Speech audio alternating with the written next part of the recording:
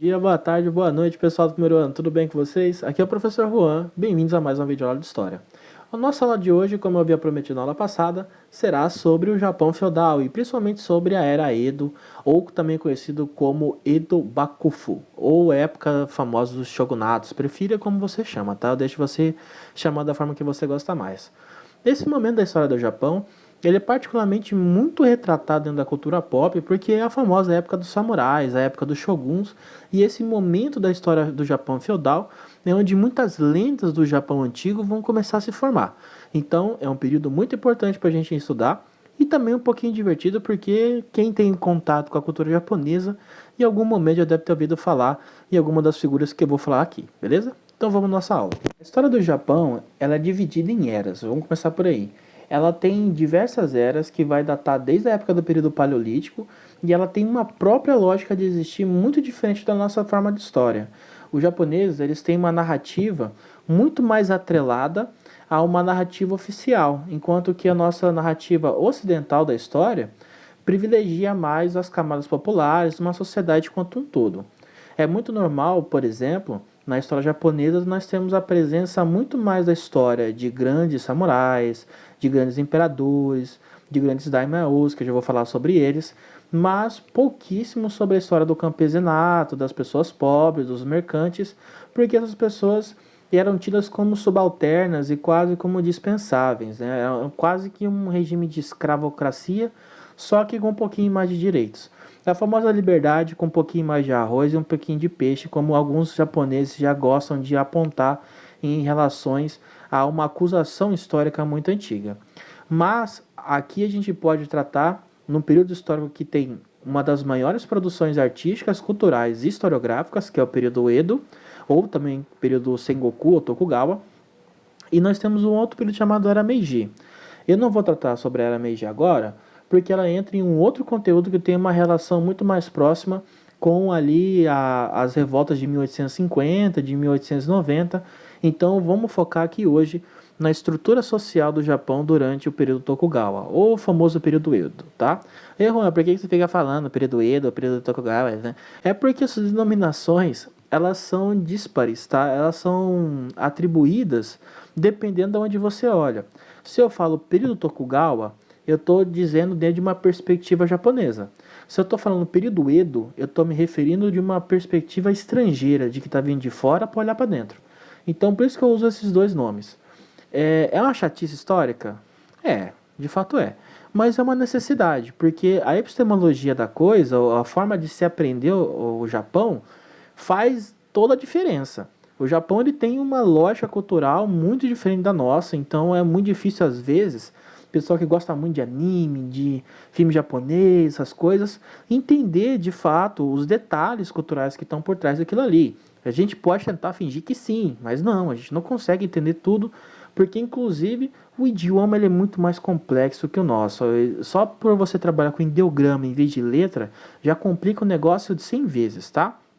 Mas hoje eu vou focar aqui então só no período Tokugawa, justamente para a gente conseguir entender um pouquinho de onde que vem essa estrutura social japonesa que é ainda tão regimentada e tão fechadinha até hoje, né? Pensando dentro de uma lógica então para facilitar a vida de todo mundo, entender o Japão, que não é fácil, a gente sabe muito bem disso, vamos pensar no Japão em uma forma de pirâmide, tá? Eu vou começar do topo da pirâmide e depois eu vou chegar no fim da pirâmide. No topo da pirâmide nós temos de fato o Tenno, ou o imperador. O imperador durante o período Tokugawa, ele ainda é o cara mais poderoso de todos, ele é incontestável em termos de seu poder, portanto, não tem como você contestar a sua vontade. Qual que é a função do imperador, Juan? O imperador, ele tem primeiramente uma função religiosa, lembrando que o Japão ele não é cristão, ele não é muçulmano, ele não é judaico, ele não é iorubá, ele é shintoísta, que é uma religião tanto quanto parecida com o politeísmo, vou forçar muita barra aqui, com o politeísmo indígena que nós temos no Brasil, onde os fenômenos naturais, cada um são atribuídos a uma divindade, as suas importâncias também são atribuídas a isso. Parece muito mais com o Egito, na verdade, para pensar, do que de fato com o pluralismo cultural que nós temos no Brasil, nas nativas ou nas religiões originárias. Mas, de forma geral, cada fenômeno natural tem um deus, tá? Sendo o mais importante, Amaterasu, que é o deus Sol. A deusa do sol, perdão. É importante o gênero aqui, tá? Eu tava pensando Ra e aí já confundi tudo. A Amaterasu, segundo a lenda japonesa, ela faz parte da criação do universo. Então, ela é tida como uma das grandes criadoras do homem e por isso ela é tão benquista. O imperador, segundo um pensamento shintoísta, ele é o representante direto de Amaterasu. Ele é um tipo tataraneto de Amaterasu.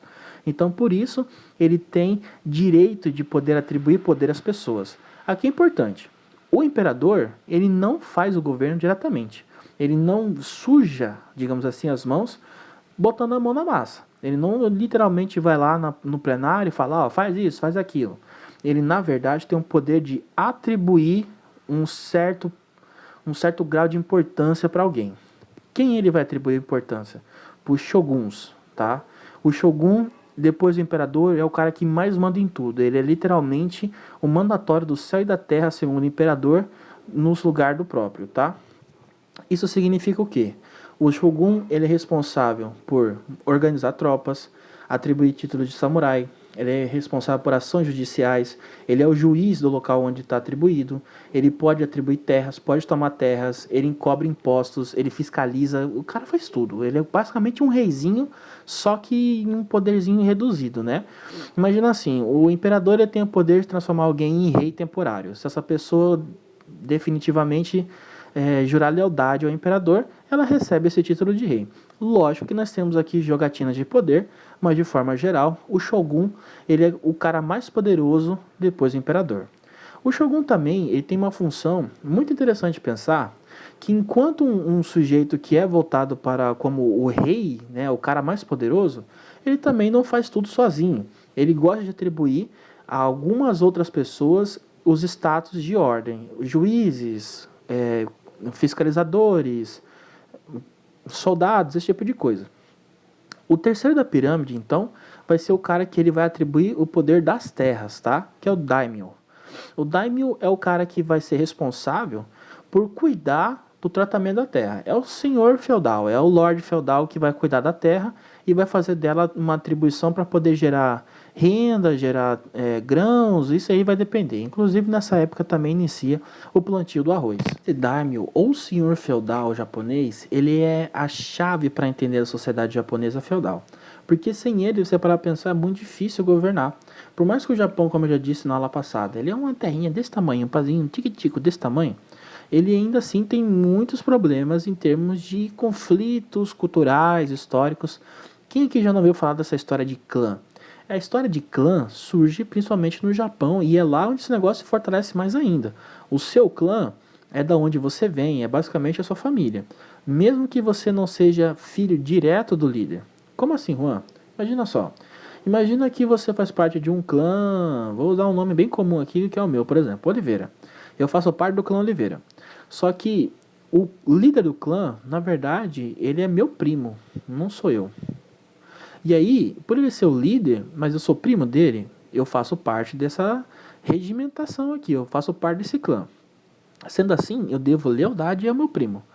Só que o meu filho não vai ter o mesmo direito a ser parte desse clã. Ele tem que participar de uma série de, digamos assim, de desafios para poder fazer parte desse clã. Não basta só nascer dentro da família, você tem que fazer por merecer.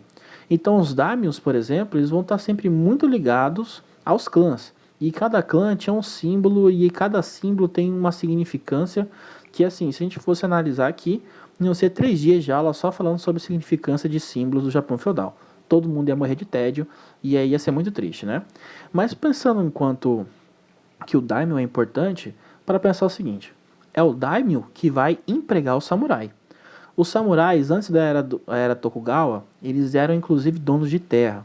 Isso vai gerar um probleminha, porque o negócio é o seguinte, o samurai, como uma figura antiga, ele na verdade não surge enquanto gostam de pensar algumas narrativas, enquanto um guerreiro, cara que ele se dedicou às artes marciais, e aí ele resolveu agora virar um grande samurai. Não, na verdade, ele é aqueles caras brucutus que tinham um pedaço de pau ou um pedaço de ferro e iam cobrar impostos a nome do imperador.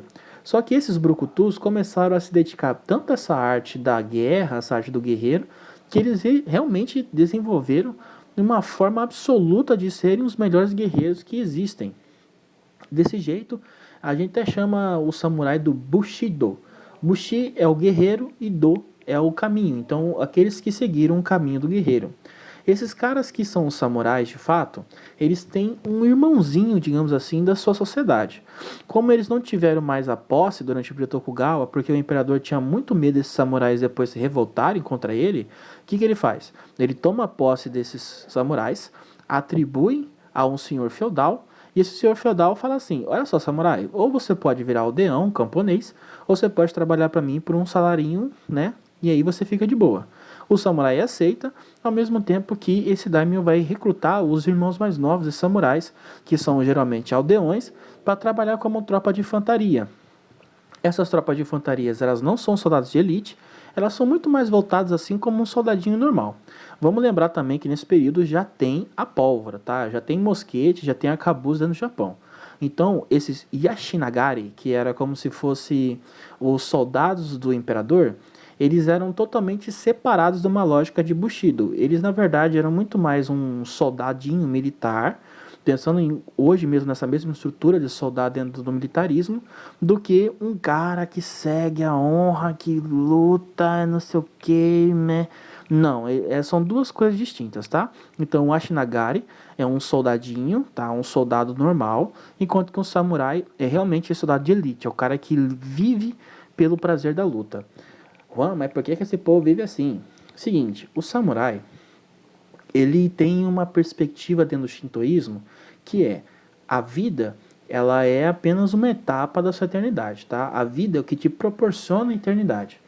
E parando para pensar um pouquinho lá daquele filme Gladiador, não sei se todos vocês viram, mas tem uma frase bem legal que o Maximus, que é um gladiador que vai participar das arenas de Roma, ele fala: o que você faz em vida ecoa para a eternidade. É justamente isso que o samurai pensa. Pouco importa se eu vou morrer com 25, 30 anos, 40 anos. Na verdade, o importante é que eu morra em um grande feito, em uma grande batalha, para que eu possa ser para sempre lembrado. A eternização, né, a eternidade, a longa duração do seu nome pelas próximas eras. O samurai, portanto, ele vai ser essa classe distinta. Abaixo do samurai, existem os ronins. Quem são os ronins? A galera que acaba perdendo o emprego. O samurai, ele tem que ser dedicado ao shogun ou ao daimyo. Se ele não é dedicado a um desses dois, ele é um samurai desempregado. Portanto, ele vira um ronin. E o ronin também pode ser aquele cara que vacilou com seu empregador. Se lá, o seu samurai ele desonrou o daimyo, encheu a cara e fez besteira, se ele desonrou o shogun, falou que o shogun tem cara de banana, algo do tipo, ele fica desonrado. E quando ele fica desonrado, ele vira um ronin. E os ninjas, fala dos ninjas. Os ninjas, essa galera, geralmente eram os ronins, que se especializaram nas artes, digamos assim, ocultas, né? Eles faziam macumba. Não. O que eles faziam era o serviço sujo que o daimyo precisava ser feito às vezes e não tinha coragem de pedir isso para um samurai, porque um samurai se recusaria. Assassinato, espionagem, infiltração, roubo, até mesmo em alguns casos, desse tipo de coisa. Por isso que os ninjas dentro da cultura japonesa, tirando Naruto, né, sempre aparecem ali com a cara sempre mascarada, vestido preto e usando artefatos que são propícios para o assassinato, como a estrela ninja, o katotsu, que é aquela foice com uma corrente na ponta, esse tipo de coisa. Dessa classe militar, que eram os samurais, os ronins e até mesmo os ashinagari, essa galera tinha ali embaixo deles uma casta que era dividida em 4 classes, tá? A primeira dela era o povo simples, os aldeões, esses que trabalhavam na terra dos daimyo e davam um pedacinho ali da sua produção, e alguns dizem inclusive que eles passavam até fome para poder cumprir as suas metas. A vida do aldeão comum, ela é muito retratada dentro da cultura pop, principalmente dentro das culturas de anime, de mangá, como sendo uma vida muito difícil, né? O povo sempre muito mal vestido, maltrapilho, às vezes descalço, às vezes bem subnutrido, tentando sempre lembrar que a vida desse pessoal não era nada fácil. Abaixo deles estavam os pescadores, o pessoal que trabalhavam ali na costa e tentavam pescar o seu próprio meio de vida. A maioria deles viviam de subsistência, porque não tem como você ganhar muito dinheiro vendendo peixe ali no Japão. Abaixo dos pescadores, aí entra uma curiosidade que eu acho incrível, estão os artesãos. Os artesãos, mano, mas os caras que faziam vaso, coisa bonita, estavam abaixo dos pescadores? Sim, porque segundo uma ideia confucionista, até mesmo shintoísta, O artesanato, o item de subterfúgio, ou o item de consumo, melhor dizendo, ele é desnecessário. Então, por ele ser desnecessário, ele está abaixo daquilo que provém comida. Se você é pescador, pelo menos você está gerindo um alimento para alguém, ou mesmo está ali subsistindo de uma forma, aí eu vou usar muitas aspas aqui, tá? Honestas. Já o artesão, ele vai ter na figura do shintoísmo como se fosse um cara meio ganancioso, que ele faz ali um vaso que não tem tanta utilidade quanto você se alimentar e tenta vender isso a um preço muito mais caro do que na real é. Essa é a grande questão aqui que a gente vai entrar do artesão. Abaixo deles estão os mercadores, que segundo o shintoísmo é o povo ganancioso.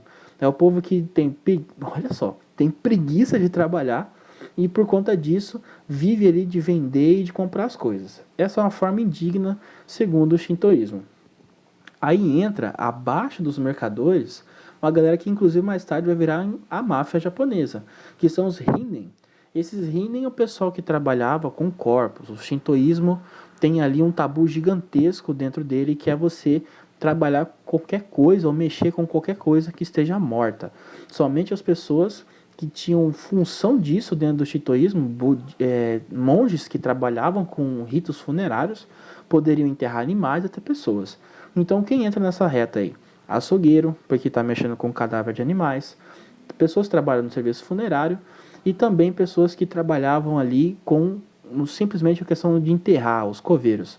Esse pessoal eram jogados como pares da sociedade, quase como não humanos. Você fazer mal para alguém que era dessa classe social não tinha nenhuma consequência, porque era literalmente um serviço ali que você, tipo, mano, ninguém liga para esse povo mesmo, pode machucar eles, pode chutar, pode humilhar, eles trabalham com coisa não digna. É mais ou menos isso. Esse pessoal que é jogado como para da sociedade, mais tarde vai se reorganizar, vai se juntar e vai virar como uma sociedade pária, que é quem? Os Yakuza.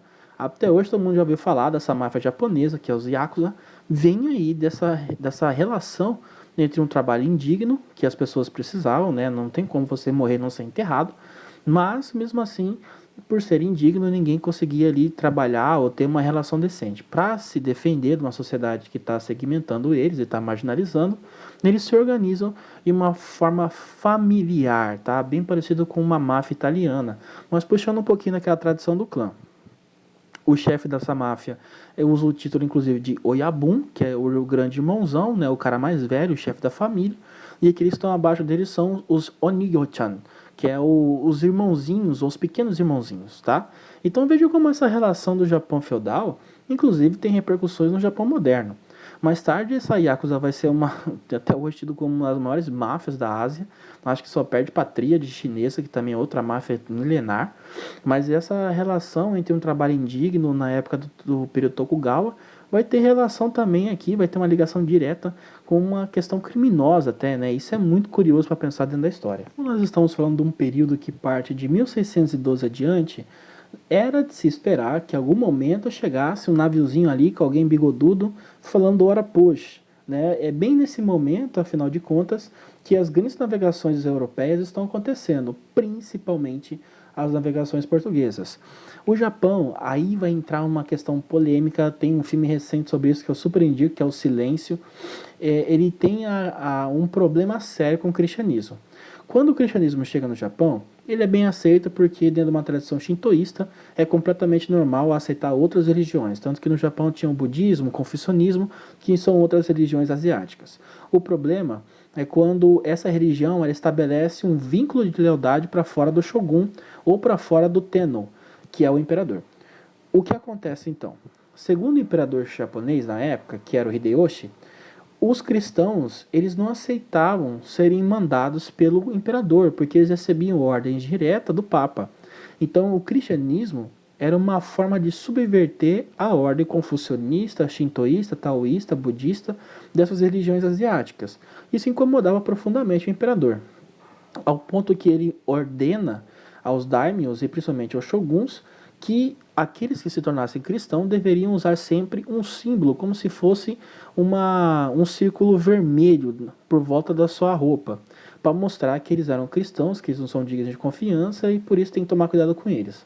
Isso vai escalando, isso vai ficando mais problemático, porque cada vez mais chegam portugueses, espanhóis e holandeses missionários, ao ponto que alguns daimyos se convertem ao cristianismo.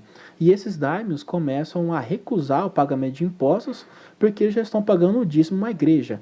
Aí os shoguns ficam full pistola, o Tenno também, que é o imperador, fica ainda mais full pistola, e ele ordena em 1635 que todo japonês nunca pode sair do Japão. Isso inicia um momento de fechada, ele manda executar milhares de cristãos, inclusive monges e padres, e todo aquele japonês que se convertesse ao cristianismo e fosse pego em flagrante, também seria executado de uma forma mais horrenda. As formas de execução variam muito, desde ser amarrado na praia e morrer afogado, até mesmo execução sumária, como eles fazem muito lá, que é o corte da cabeça com a katana. Esse é um período pouco quisto assim pelo cristianismo dentro do Japão, mas é por conta disso também que nós vamos ter um pezinho lá no Japão, e o Japão inclusive mais tarde vai vir para o Brasil. Porque os portugueses foram que tiveram uma relação mais saudável com aqueles que nós chamamos de daimyos, ou seja, os senhores feudais. Justamente porque os portugueses tinham um vinho mais comerciante, traziam as coisas gostosas da Europa, principalmente tempero. É ali que, inclusive, que o Japão conhece a pimenta. Até então o Japão não tinha pimenta. Conhece um macarrão de trigo farinhento, né, que é esse macarrão que a gente come como espaguete. E conhece também a famosa almôndega. Então, no Japão até hoje você tem alguns pratos que tem uma forma diferenciada de almôndega, justamente por essa influência portuguesa. Esse período do Tokugawa, ou a famosa época do Edo, ou Japão feudal, ele acaba justamente por uma questão que eu acabei de citar, que é o isolacionismo. O Japão, quando chega no século XIX, ainda está muito atrasado, está parado no tempo. Por conta das missões cristãs que ocorreram ali no Japão, ele acaba se fechando para as novas tecnologias que vinham junto com essas incursões. Então, quando os europeus começaram a chegar no século XIX, com cruzadores de aço, com canhões gigantescos que podem literalmente com um tiro abrir uma cratera na cidade, eles não tiveram muito o que fazer. E quando as expansões imperialistas dos Estados Unidos, Inglaterra, França, Alemanha, Bélgica e esses países europeus que estavam sempre abertos e desenvolvendo tecnologias bélicas maiores e melhores, chegaram às portas do Japão, o Japão teve que fazer. Literalmente, em 1835, quando o primeiro almirante americano chega no Japão, ele chega com um tom assim de negociação, né? Oi, Japão, vamos conversar, não sei o quê. Os japoneses simplesmente fecham a porta na cara dele. Ele fala, então olha só, eu tenho a chave aqui, é o tamanho do meu canhão. Blá, abre uma cratera no meio de Tóquio. E aí o imperador literalmente não tem o que fazer, tem que abrir mão do seu poder e é obrigado a negociar com os japoneses e principalmente com os americanos. Um dos porquês que os japoneses não gostam muito dos americanos desde essa época é justamente por essa agressão gratuita que aconteceu ali no século XIX. Quando então temos o fim da era Tokugawa, porque esse Japão feudal ele acaba, ele é totalmente reestruturado, e inicia assim a era Meiji, tá? Pessoal, espero que vocês tenham gostado, principalmente aprendido. Um beijo, um abraço, até a nossa próxima aula.